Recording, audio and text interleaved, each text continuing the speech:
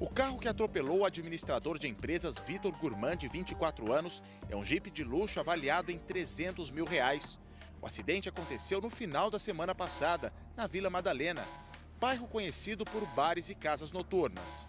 O Land Rover perdeu a direção, bateu no muro e atingiu o jovem que caminhava pela calçada. O impacto forte arrancou a placa de sinalização, que determina a velocidade máxima no local, 30 km por hora. O carro tombou. Vitor sofreu várias fraturas. Foi levado para o Hospital das Clínicas em estado grave. Na direção estava a nutricionista Gabriela Guerreiro Pereira, de 28 anos, junto do namorado, que sofreu ferimentos leves. Ela não se machucou.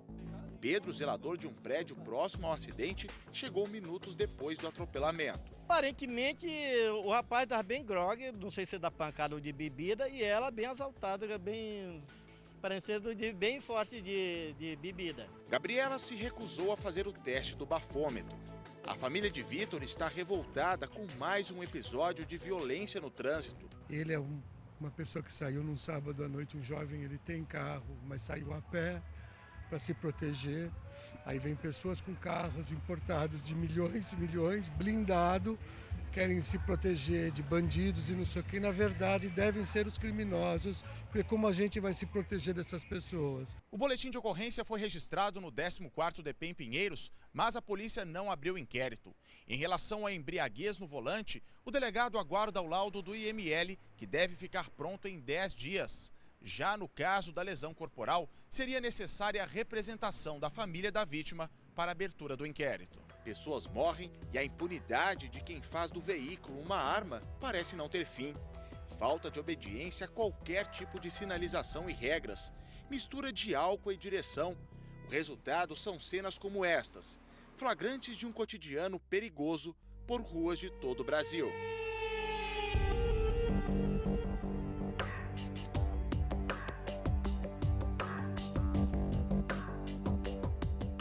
Jovem, bonita e uma morte brutal. No dia 9 de julho, a advogada Carolina Menezes Sintra Santos foi vítima de mais um episódio de imprudência. Um Porsche em alta velocidade se chocou com o carro em que ela estava.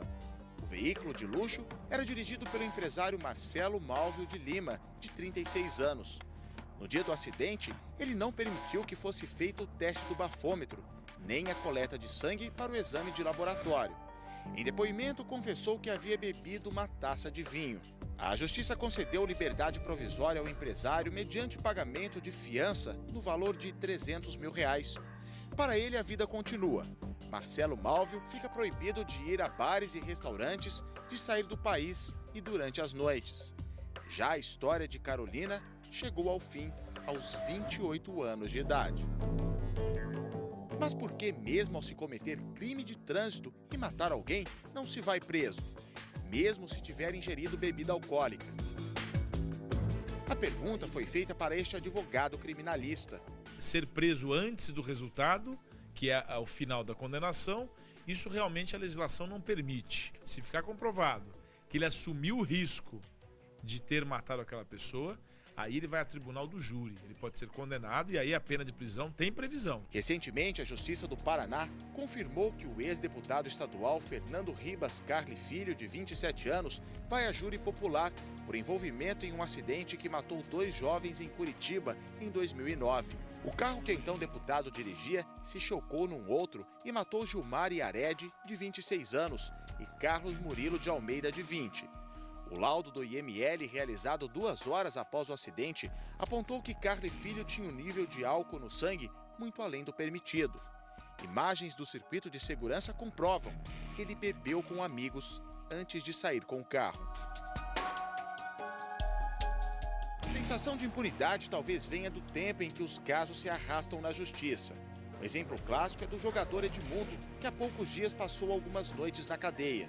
Por causa de um acidente que matou 3 pessoas em 1995, ele foi condenado a 4 anos e 6 meses de prisão.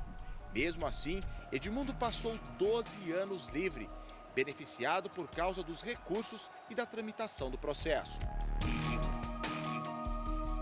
Enquanto os casos de violência e impunidade no trânsito se repetem pelo Brasil, a família de Vitor torce para que os sonhos do jovem não acabem aos 24 anos de idade. A gente precisa fazer com que a sociedade muda os padrões de vista que pune exemplarmente esse tipo de pessoa, para que os meus filhos, os filhos das outras pessoas não sejam vítimas dessas barbáries que andam acontecendo cada vez mais.